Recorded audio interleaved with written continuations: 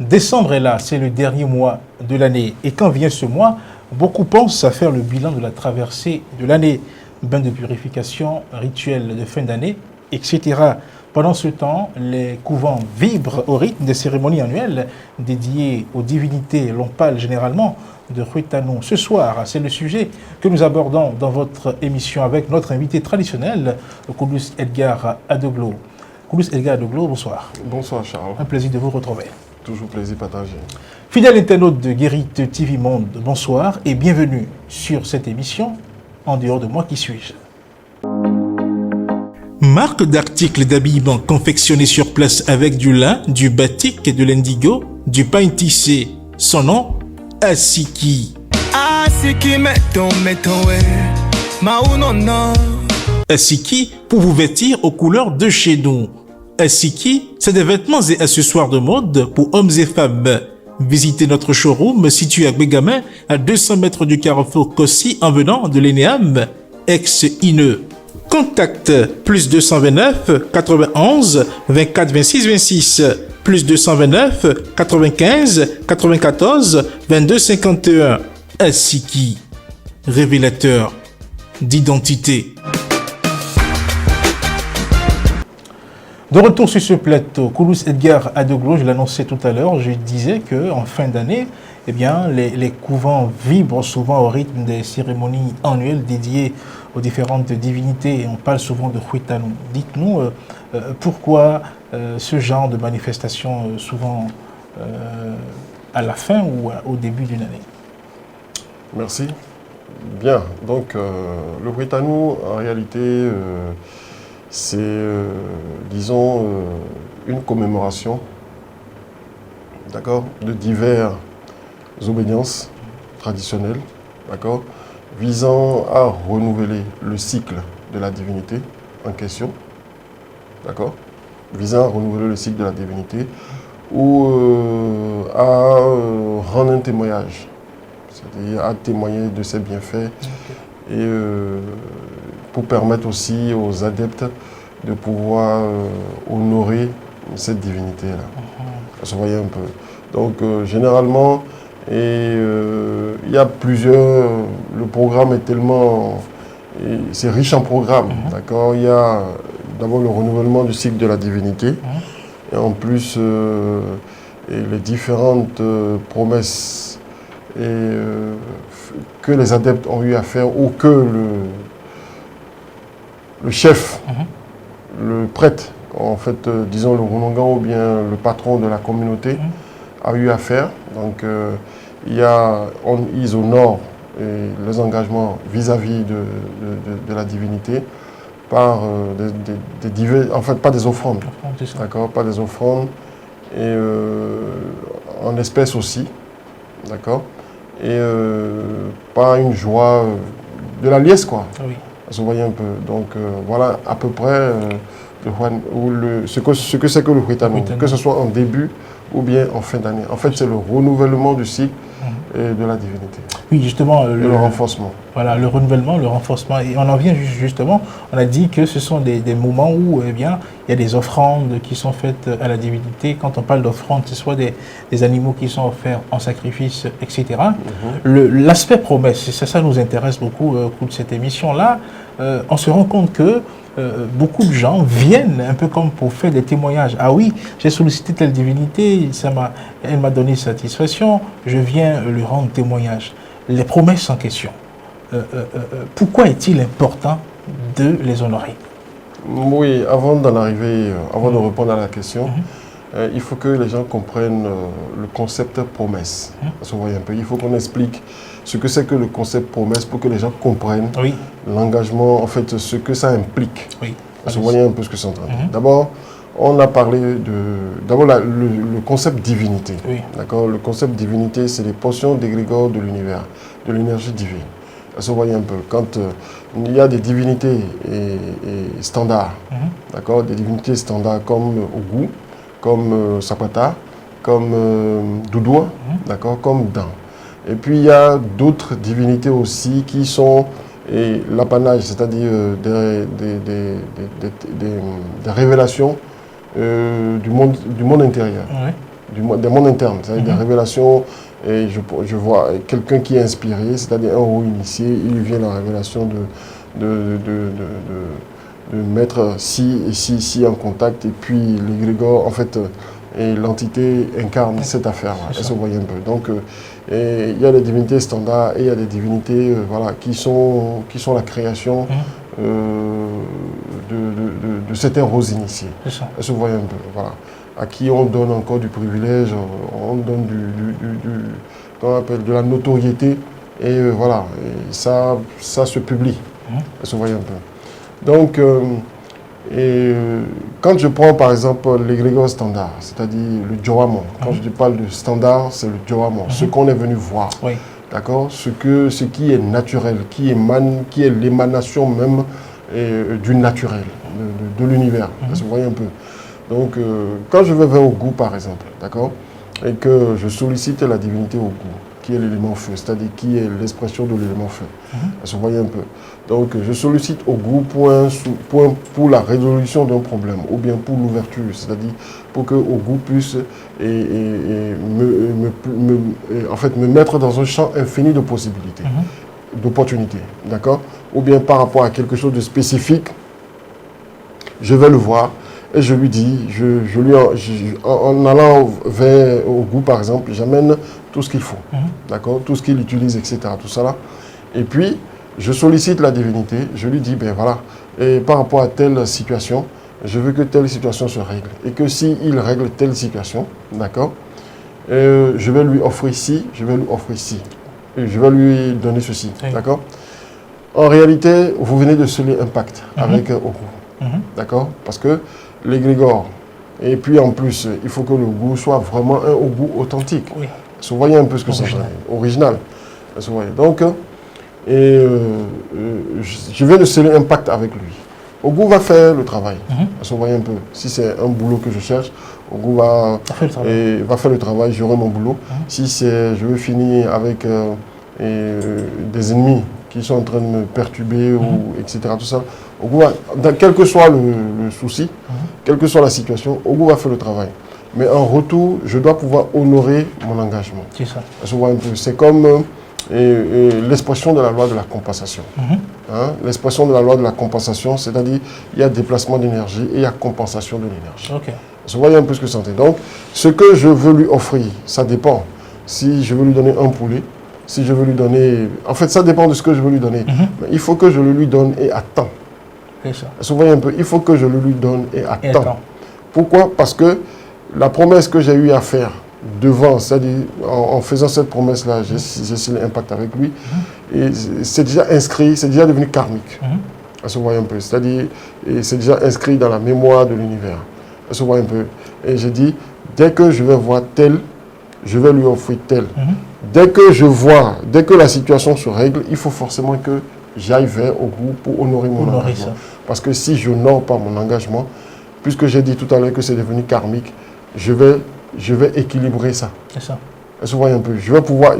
C'est ma responsabilité de pouvoir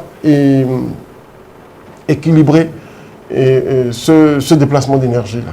D'accord? Et ça peut avoir une incidence assez grave.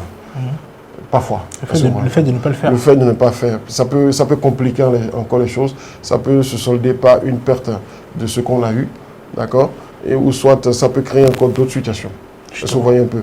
D'autres situations où on sera en train de chercher la cause, mais en réalité, la cause, elle est là. Et quand on tombe sur un bon devin, on tombe sur un bon prêtre du phare, il va vous dire, attention, vous avez fait une promesse à telle divinité, vous avez eu ce que vous avez eu, mais vous n'avez pas honoré ça. Vous voyez un peu ce que c'est. D'où les problèmes que vous êtes en train de vivre. Voilà. Justement, sur la question de la promesse à honorer, lorsque la divinité a été sollicitée pour résoudre un problème, et si l'intéressé n'a pas obtenu satisfaction, est-ce qu'il est enclin de tenir sa promesse, puisqu'il a dit, si j'obtiens ceci, je vais l'avoir. Et s'il Parce que n'obtient pas... je n'ai même pas fini de répondre à la question. Ah oui, donc, quand pendant le Huetanou, les gens viennent vers les divinités et demandent des choses. Demandent enfants, demandent boulot, demandent prospérité, demandent élévation, etc. Tout ça là. Donc, les gens demandent plein. Et voilà, et par rapport au niveau de conscience et par rapport au niveau d'initiation du Runongan ou bien du patron de la communauté lié à une divinité spécifique, d'accord, à la divinité. Donc lui, il fera ce qu'il aura à faire, il va rendre compte et à la divinité, les gens en fait bref, il y a les techniques, ils font ce qu'ils ont à faire. Et maintenant, quand l'individu obtient, d'accord, au prochain Huetanou, tous ceux-là viennent pour honorer. Souvent un peu. D'autres promettent des moutons, d'autres peuvent promettre quelque chose à la divinité aussi et quelque chose aussi au patron de la divinité, à celui qui a la divinité. Souvent un peu, ils viennent honorer les engagements. Et voilà, tout ça là, c'est ça qui fait la beauté du Huetanou. Vous voyez un peu. Maintenant, pour aborder dans la question de tout à l'heure, et tant que vous n'avez pas satisfaction liée à quelque chose, vous n'avez aucun engagement. C'est-à-dire qu'il n'y a pas de promesse à honorer. Vous voyez un peu, parce que c'est clair. Vous avez dit, si vous obtenez si, je vais donner si. Voilà. D'accord? Maintenant, si vous n'obtenez pas, il faut attendre. Parfois, il y a aussi le comportement de l'individu, c'est-à-dire le comportement social, le comportement spirituel le comportement vis-à-vis de la nature, qui freine aussi la réalisation de la promesse. Vous voyez un peu ce que c'est en train de dire. Voilà. Parce que le même principe du sabbat est respecté aussi au niveau de la divinité. Parce que ce principe-là est universel. Quand vous demandez quelque chose à une divinité, déconnectez-vous de la chose. Si possible, même, il y a même d'autres qui vont même jusqu'à dire il faut mépriser la chose. Est-ce que vous voyez un peu? Il faut mépriser la chose pour que l'univers puisse répondre. C'est ça. Est-ce que vous voyez un peu? Si je vais vers Odudoua, par exemple, pour demander un enfant, ou bien pour demander la prospérité, par exemple, et que ça tarde à venir, parce que je lui ai fait une promesse, et que ça tarde à venir, il faut que je regarde mon comportement. Est-ce que je suis, Doudoua étant une divinité très très sensible, d'accord, et étant une divinité très très sensible, elle fonctionne avec les principes et les lois de la vie. Donc, si vous enfreigez à un principe, d'accord, à un principe de l'univers, qu'est-ce qui va se passer? Il va se passer que Doudoua va mettre du temps. C'est-à-dire, ce que vous avez demandé à Doudoua mettra du temps à arriver. Je prends un exemple. Vous allez vers Doudoua, vous demandez quelque chose à Doudoua, mais pendant ce temps, vous vous évertuez à mentir, à calomnier les gens, à médire sur les gens, etc. Tout ça là, mais vous allez longtemps. Vous voyez un peu ce que c'est en train de dire. Voilà. Donc, quand on demande quelque chose, les gens pensent qu'il suffit seulement d'aller vers les divinités, d'accord, et demander service, et que promettre quelque chose, et du tic au tac, on l'a. Mais si vous n'êtes pas dans le sillage des lois et des principes de la vie, si vous n'êtes pas dans le concert et vous n'êtes pas dans le concert de l'harmonie divine, d'accord, par rapport à vous-même, votre comportement, et que vous ne vous détachez pas de ce que vous avez demandé, c'est-à-dire quoi? Vous n'en faites plus un souci, vous réorientez sur autre chose, et vous laissez l'alchimie divine faire le truc. C'est-à-dire vous laissez, un peu comme la lame d'Aladin, vous laissez l'univers s'organiser pour que le truc, et vous obtenez, si vous ne le faites pas, vous ne le faites pas comme ça, vous allez rester là longtemps. Ce que vous avez promis et ce que vous avez demandé ne viendra pas. Et voilà, la promesse, vous ne pouvez pas réaliser votre promesse. Un peu. Et quand on ne comprend pas, il y a d'autres personnes aussi qui ne comprennent pas, ils se disent, ah, c'est peut-être parce que j'ai promis, il faut que je donne pour que ça vienne. C'est encore une autre erreur. Parce que vous voyez un peu ce que c'est. Parce qu'on n'immole pas pour immoler, on n'offre pas pour offrir. Il y a des conditions spécifiques dans lesquelles on se met pour pouvoir offrir un truc à une divinité, sinon on sombre encore dans autre chose. Justement, ce que l'on dit de façon précise devant la divinité, est-ce qu'il n'y a pas un travail à faire autour? Parce que les gens étant en difficulté, ils estiment que oui, je suis venu demander quelque chose, il faut que, comme on le fait dans les relations humaines, là, on se permet de dire n'importe quoi, de promettre n'importe quoi, ou de dire que de faire des promesses qu'on ne peut peut-être pas tenir. Et après, on se retrouve dans l'incapacité. Est-ce qu'il ne faut pas faire attention à ce qu'on dit lorsqu'on vient aussi... Oui, je l'ai abordé tout à l'heure. Par exemple, je ne peux pas offrir un bœuf et je dis que je vais offrir un bœuf. Oui, en fait, c'est aussi ça. Les gens pensent que, et tel que comme vous l'avez dit, comme on se comporte avec dans les relations humaines, on promet des trucs qu'on sait consciemment qu'on ne peut pas donner. Et avec l'univers, avec les divinités, il faut faire très très attention. D'accord? Avec les énergies. Bon, il faut que je sorte du thème divinité, sinon les gens vont penser tout de suite le thème idolâtrie il va sonner dans le crâne. Est-ce que vous voyez un peu? Je préfère parler en termes d'énergie. Avec les énergies, il faut faire très très attention. Est-ce que vous voyez un peu ce que c'est en train? Parce que déjà, l'énergie, dès que tu viens avec de la duperie, c'est-à-dire avec un esprit dupe, et pensant que tu peux duper une énergie, mais tu te fous le doigt dans l'œil. Est-ce que vous voyez un peu ce que c'est en train? Parce que l'énergie sait déjà qui tu es. D'accord? C'est comme connaît déjà la fréquence sur laquelle tu vibres. Est-ce que vous voyez un peu ce que c'est en train? Donc, si tu viens avec, dans ta tête, et tu dis que tu veux offrir un bœuf, et que tu obtiens le truc, et que tu n'as plus la capacité de le faire, mais tu vas payer. Mais c'est comme ça, c'est-à-dire les désagréments vont se faire sentir. Ça, c'est clair, c'est automatique. Est-ce que vous voyez un peu ce que c'est en train de dire? Voilà, c'est ça. C'est ça qui fait aussi au niveau des sectes. Et avant de rentrer dans les sectes, il faut que les gens réfléchissent correctement. Parce que c'est bien beau, je rentre, on se dit tout de suite, j'aurai la capacité d'offrir le truc tout le temps. D'accord? J'aurai la capacité d'offrir le truc tout le temps. Je prends par exemple un médecin qui rentre dans une secte, ou bien une sage-femme qui rentre dans une secte, et qu'on lui dit, voilà, ce qu'elle a à faire seulement, c'est d'offrir le placenta des nouveau-nés. D'accord? Pour elle, c'est un jeu. Elle va se dire, ben, c'est facile. Mais elle va tomber, un jour, elle va tomber sur quelqu'un qui va vouloir prendre le placenta de son enfant. Ou bien tous les enfants qu'on a mis au monde la journée là, et cette journée ou bien ce mois-là, les parents vont récupérer le placenta. Elle ne pourra pas avoir le quota de placenta. D'accord? Et puis elle va sombrer dans les problèmes là-bas. Donc il faut faire très très attention. Et ce que nous disons aussi devant les divinités, en termes de demande, il ne faut pas demander des choses impossibles. Bon, c'est vrai qu'il n'y a rien d'impossible, mais il faut faire attention à ce qu'on demande. Est-ce que ce qu'on demande, d'accord, est pour notre bien à long terme? Est-ce que vous voyez un peu ce que c'est? Est-ce que ce qu'on demande est pour notre bien à long terme? Je donne encore un autre exemple, c'est le cas des femmes stériles. Est-ce que vous voyez un peu? Il y a des femmes, de par leur vie antérieure, d'accord? Et quand on fouille les archives akashiques correctement, on constate quoi? On constate que ces femmes-là ont péché contre, c'est-à-dire en griffe, ont péché contre la vie, d'accord? Et le karma, c'est-à-dire cette vie-ci, elles sont venues pour équilibrer les choses. Elles ne vont pas avoir d'enfants, mais elles vont s'occuper des enfants des autres. C'est-à-dire elles vont s'occuper des enfants qui ne sont pas de leurs cousins, etc. Tout ça là, pour pouvoir rééquilibrer les choses. Est-ce que vous voyez un peu? Quand on est dans ce cas-là, il ne faut pas forcer.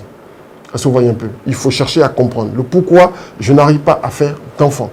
Mais quand on veut forcer, et qu'on se dit, il faut forcément que j'obtienne un enfant, j'ai un enfant forcément, d'accord?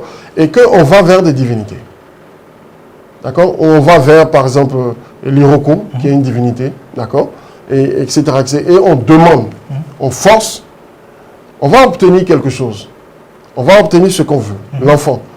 Mais avec certaines conditions. Et ces conditions, généralement, les gens ne respectent pas.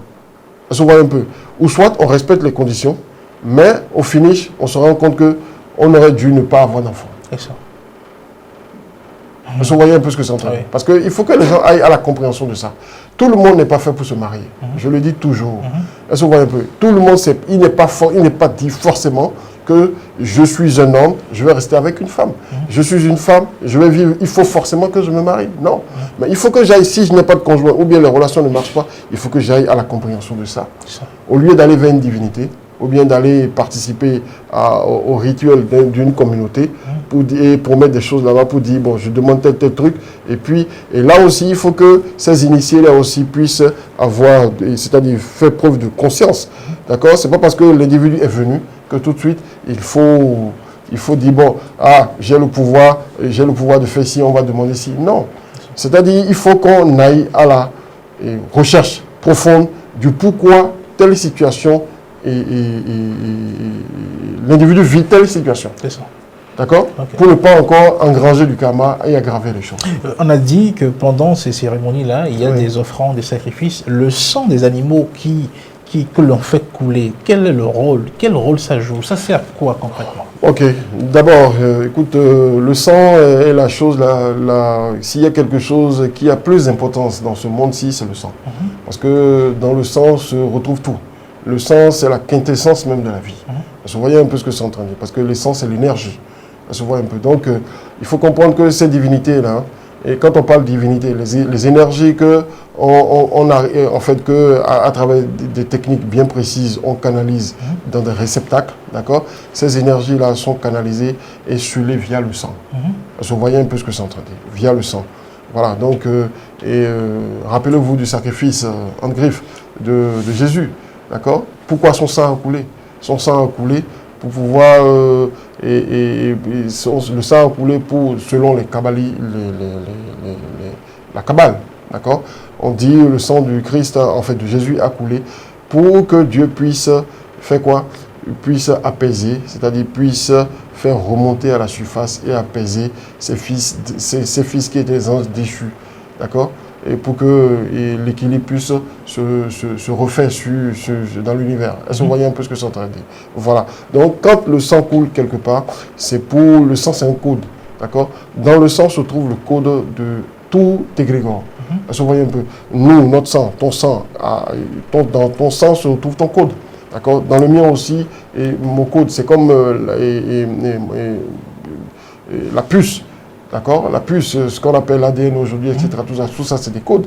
L'ARN messager, c'est des codes, etc. Tout ça. Donc, on arrive avec des techniques bien précises à coder tel type d'énergie. Donc, pour pouvoir obtenir les faveurs ou bien déclencher cette égrégore-là, et en fait, cette énergie, cette divinité-là, il faut pouvoir lui offrir tel truc. D'accord? Mais il faut remarquer aussi que, au niveau des divinités, toutes les divinités ne prennent pas du sang. Non, pas du tout. Parce que vous voyez un peu, il y a des divinités qui prennent autre chose. Oui. D'accord? Donc aujourd'hui, la technologie en matière d'égrégore, d'entité, a tellement évolué que aujourd'hui, on est capable de personnaliser les énergies, etc. Tout ça là, et de leur offrir plus que le sang. Parce que vous voyez un peu le sperme, le liquide séminal de la femme, etc. Tout ça. Parce que vous voyez un peu ce que ça entend. Le sang, quand le sang coule, d'accord? On ne fait pas couler le sang parce qu'il faut faire couler le sang aussi. C'est très très important. Vous voyez un peu, c'est très très important. C'est pour ça que la religion musulmane est assez minutieuse là-dessus. On ne fait pas couler le sang parce qu'il faut faire couler le sang. Il faut une bonne raison de pouvoir faire couler le sang. Vous voyez un peu ce que c'est en train de dire. Voilà. Nous sommes déjà au terme de cette émission qui a été consacrée donc au Huitanou, notamment sa cérémonie annuelle dédiée aux divinités. En guise de mot de la fin, qu'est-ce que vous pouvez dire? Non, le Huitanou, d'abord le Huitanou à part l'objectif spirituel, d'accord, le Huitanou a un impact très très important sur la culture, d'accord, c'est quelque chose que le gouvernement peut utiliser en termes de valorisation par rapport à ses objectifs vis-à-vis de l'épanouissement au niveau de la tradition, d'accord. Et ça sera un facteur de développement très très très puissant. Si tous les Huitanou, si l'État pouvait créer un calendrier, d'accord, et par rapport à chaque divinité. Je prends Tron par exemple, je prends Damami, et essayer de recenser ces initiés authentiques là, d'accord, et d'essayer de regrouper leurs Huitanou en festival. Vous voyez un peu, ça va apporter un plus aussi, voilà, financièrement, en termes de développement au pays.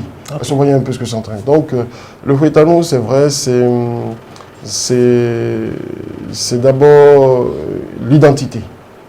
L'identité, c'est notre identité, d'accord? C'est notre manière à nous de pouvoir célébrer la fin d'un cycle solaire ou bien le début d'un cycle solaire. Vous voyez un peu ce que c'est en train de dire. Et c'est intéressant d'y participer parce que on peut dans ce creuset-là, on peut trouver des réponses à des questions que nous nous posons. D'accord? Mais il faut pouvoir avoir la conscience éveillée et savoir où on met les pieds. Voilà. Merci, ce sera tout pour cette émission. Voilà. Fidèle internaute de Guérite TV, nous voici au thème de ce numéro de votre émission En dehors de moi qui suis-je, qui a été consacré donc au Huitanou et ses offrandes, notamment ces cérémonies annuelles dédiées aux divinités. Merci de nous avoir suivis et à jeudi prochain.